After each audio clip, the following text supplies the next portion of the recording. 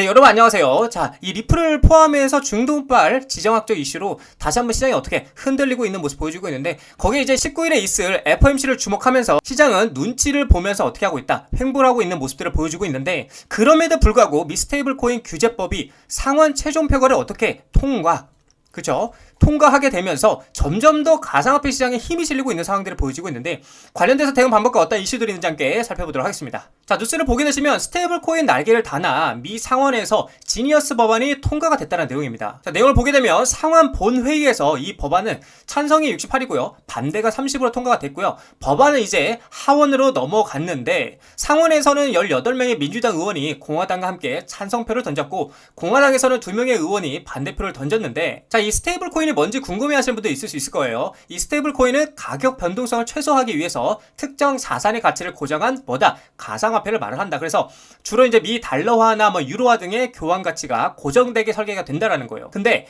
법안은 스테이블 코인의 발행과 담보 요건을 강화하고요, 자금 세탁 방지 법률 준수를 의무화하고 소비자 보호 장치를 마련하고 있다라는 거죠. 근데 여기서 팩트적인 부분이 뭐냐? 규제 법안이지만 시장은 코인을 어떻게 정당한 금융수단으로 인정했다라는 거예요. 이게 정말 중요한 포인트죠. 자, 다시 말씀드리면, 자, 규제 법안이지만 시장은 이 코인에 대해서 정당한 금융수단으로 인정했다라는 거예요. 자, 기존에 우리 코인 어땠어요?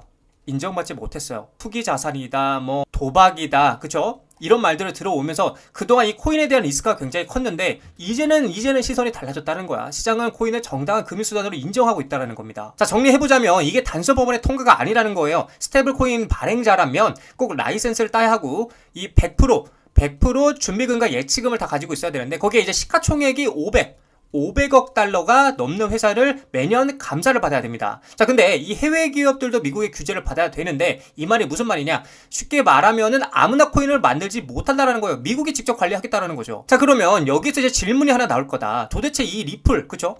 이 리플과 무슨 상관이냐라고 하실 수 있는데, 자, 이 리플은 RLUSD라는 스테이블 코인을 만들었고요. 거기에다가 XRP 레저 위에서 움직이고 있는 구조입니다. 즉, 미국 정부가 이런 법안을 통과시켰다라는 것은 이 XRP 리플도 이제 제도권으로 들어올 수 있는 발판이 마련이 되었다는 거예요. 이제 XRP는 규제에 대한 위험 요소가 아니라 제도권에 진입 중이라는 내용인 거죠. 자, 그리고 이러한 법안이 생기면 생길수록 이 시장에서 가장 먼저 자리를 잡아놓은 누가 유리하다?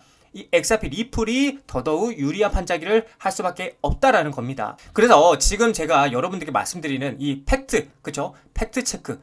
규제 법안이지만 시장은 코인을 정당한 금융수단으로 인정하고 있다. 이걸 우리는 잊어서는 안 된다는 거예요. 그러니까 시장에서 바라보는 이 코인, 그리고 가상화폐, 리플의 시선이 완전하게 달라졌다는 걸 말씀드리는 겁니다. 자, 그렇다 보니까 이미 세력들과 고래들은 분주하게 움직이고 있다, 그런 모습들을 보여주고 있는데, 리플 XRP를 써봤어 라고 하면서 글로벌 대기업들이 이 리플에 대한, 이 XRP에 대한 재물을 어떻게 다각화하면서 베팅을 하고 있다. 올 하반기에 XRP 투기 자산을 넘어서 고효율 유동성 도구로 지금 부상을 하고 있고, 4억 7,100만 달러 규모로 투자가 포착되고 있고요.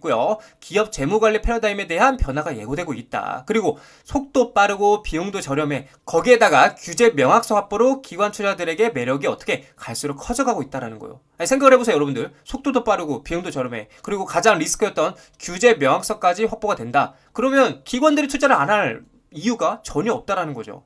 자, 그렇다 보니까 여러 기업들이 공식적으로 자사 대차 대조표에 XRP 할당을 발표하고 있는데, 자, 대표적으로 비버타운 인터내셔널은 3월을 통해서 1억 2,100만 달러 자금을 조달했고요. 미국 의약품 유통업체인 웰지스틱스 헬스는 XRP 인수를 지원하기 위해서 LDA 캐피털로부터 5천만 달러 규모의 주식 신용 한도를 확보를 했고, 또한 6,000개 이상의 약국으로 구성된 자사 네트워크에서 XRP 기반 결제를 사용할 계획이라고 밝혔다. 그리고 웨브스 인터내셔널은 국경과 지분 인프라 강화를 위해서 XRP 재무준비금을 구축하는 것을 목표로 3억 달러 규모의 부채 자금을 조달하기 위해서 SEC에게 신청서를 제출해 놓은 상태이기도 하고요. 자, 그래서 매사리는 뭐라 했어요? 기업이 XRP 재무준비금을 할당할 총 금액이 현재 무려 4억 7,100만 달러를 넘어섰다고 분석했다는 거예요. 정말 놀라운 일이죠. 이처럼 우리 개인 투자자분들에게 제가 계속 말씀드리지만, 우리는 돈의 흐름과 수급을 파악할 줄 알아야 된다고 제가 말씀드리고 있어요. 이 많은 기업이 이 많은 돈으로 이 리플을 사 모으고 있다는 건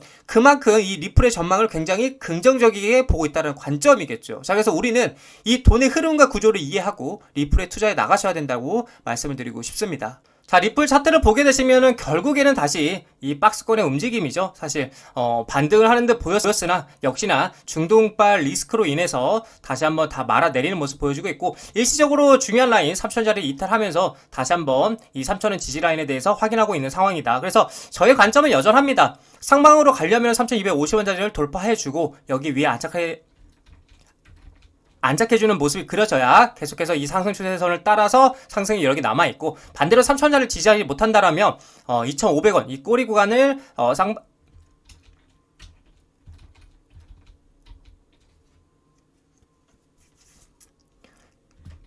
결국에는 이 3,000원짜리를 지지를 못하게 된다라면 다시 한번 이 꼬리 구간, 즉 2,500원짜리 쌍바닥 리테스트를 하러 떨어질 가능성이 있다라는 걸 여러분들이 참고를 하셨으면 좋겠습니다. 그래서 간단합니다. 3,000원 지지 못하면 하락, 3,250원 돌파하면 상승이라고 보시면 되겠습니다.